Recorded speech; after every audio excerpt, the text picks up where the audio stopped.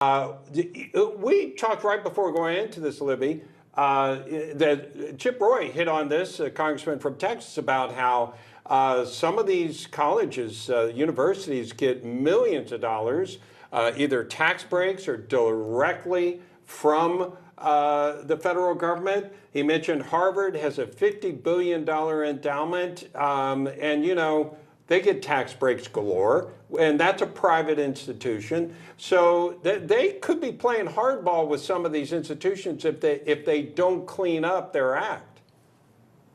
Yeah, they certainly could do that, and Congress would have a right to act. Of course, we've also seen a lot of advocacy for students to have their student loans forgiven, and this is what they're going to school to study. They're going to school to study how to hate America and how to undermine our Constitution and how to apparently attack Jewish students on campus. So in this case as well, I think that Congress should take some swift action about the student loan forgiveness, which does seem to be congressional purview and not the purview of the government, which of course I think Nancy Pelosi said some time ago.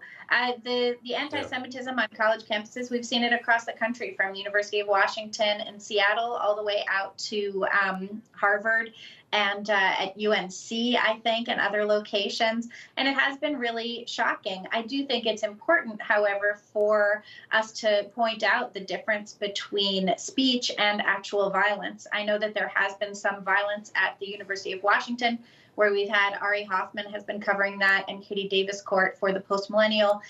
But some of this stuff, if it's, rhetoric and speech, while it may not be particularly defensible, I do think that the feeling of safety is not as important as actual safety, and we should keep that in mind.